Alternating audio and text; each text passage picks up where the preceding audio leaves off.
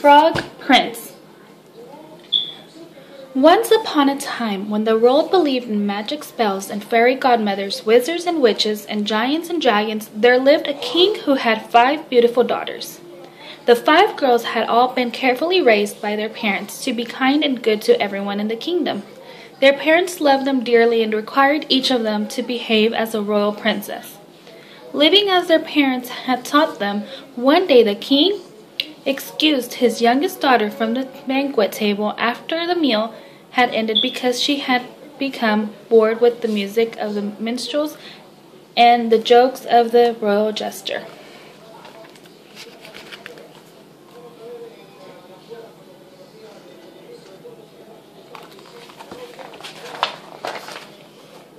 The princess, whose name was Anna, ran quickly to a pretty little fountain in her favorite garden, and sitting on the edge of the wall, she enjoyed playing with the beautiful golden ball that her father had given to her on her birthday.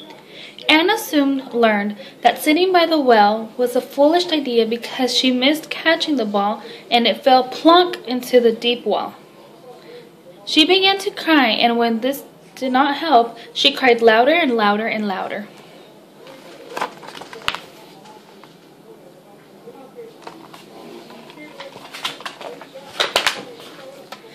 Suddenly she was surprised to silence by a croaking voice of a frog asking her, "What ails you, princess? Such sad weeping has brought me from my home deep in the well." The princess explained that she had lost her golden ball, and the frog offered to swim down deep into the bottom of the well to bring the ball back to her if she agreed to do a favor for him.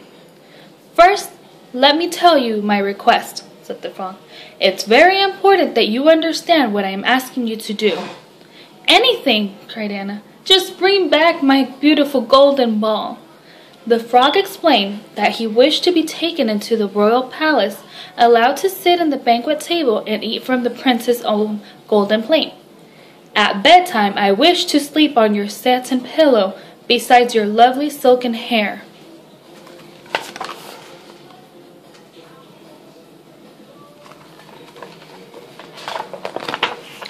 Anna was so excited about getting her ball returned to her that she promised faithfully to do as the frog asked. It was very little trouble for the frog to fulfill his part of the bargain, and soon Anna had her golden ball in her hands again. As she turned to run back to the palace, the frog cried out, "Wait, wait! You must pick me up and carry me with you, as I cannot hop as quickly as you run." The prince laughed to herself and ran off alone.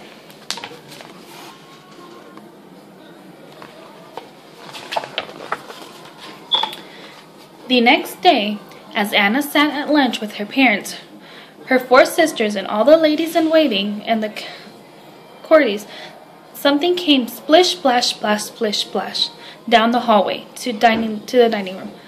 A soft knocking was followed by a hoarse voice calling, "Princess, youngest princess, open the door and let me in. Keep your promise to me, youngest princess."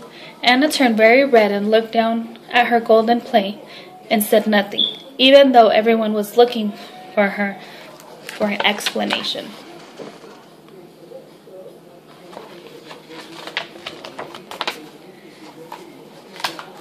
The king could see that his daughter was frightened and said, "Anna, my child, why are you so afraid? What promise have you made that you do not want to keep?" Anna began to cry and told about her losing her ball, and she promised that what she had made to the frog. While she was talking, the frog knocked again and said, "Princess, youngest princess, open the door for me. You must keep your promise, so I will then be free. When I found you sad, I made you happy and glad. I know I look ugly, but frogs are really not bad." The king said to his daughters, "Listen to the words of the frog. You must keep your promise to him exactly as you said you would."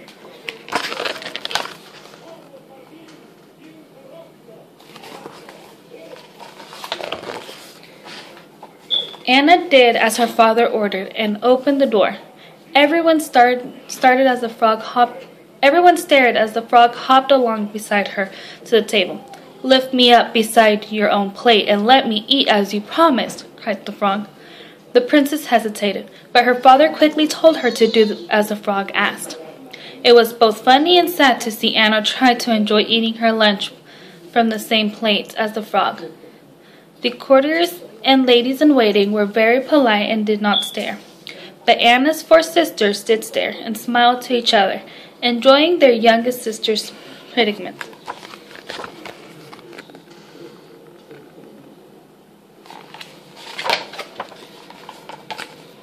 When the meal was over, the frog thanked Anna and said he was satisfied. However, when Anna realized she still wanted to sleep on her pillow, she was so upset she began to cry.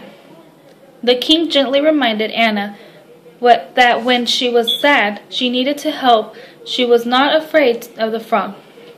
So she carefully picked up the frog and carried him up the stairs to her bedroom.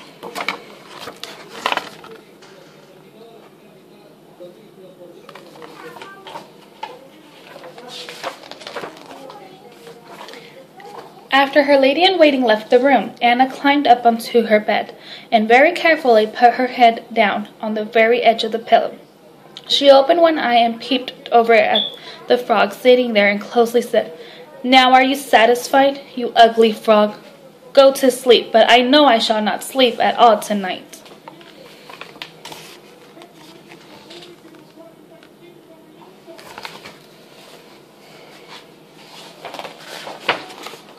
When she peeped at the frog again, however, the princess opened both eyes and stared in amazement. There on the frog's green cheeks were 2 big teardrops. "A frog crying?" thought Anna. "My goodness, I have hurt his feelings, and I thought frogs had no feelings at all." She thought for her father's words when she had been mean to the frog earlier, and she felt ashamed. She also felt sorry for the frog, and hoping to make him happy again, she leaned over her pillow and gave him a gentle kiss on the top of his head.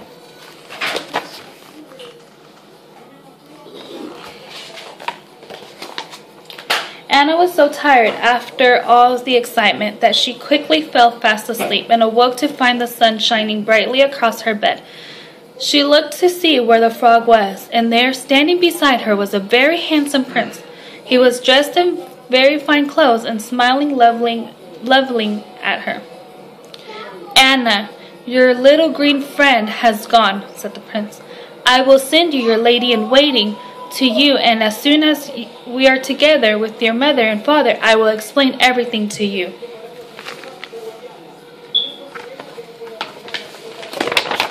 Of course, the very happy ending of the story is that the prince had been changed into a frog by a wicked witch, and to break the spell, he had to find the princess who would share her food with him, let him sleep on the satin pillow beside her and silken hair, and kiss him gently on top of his head.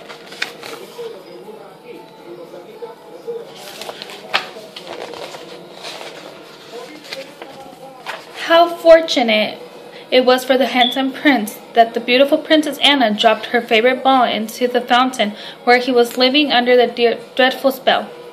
The king and queen and their other 4 daughters and all the ladies-in-waiting and the servants of the royal palace were delighted with the romantic story, and the wedding of the happy couple was the most splendid event of the year in the royal kingdom. The end.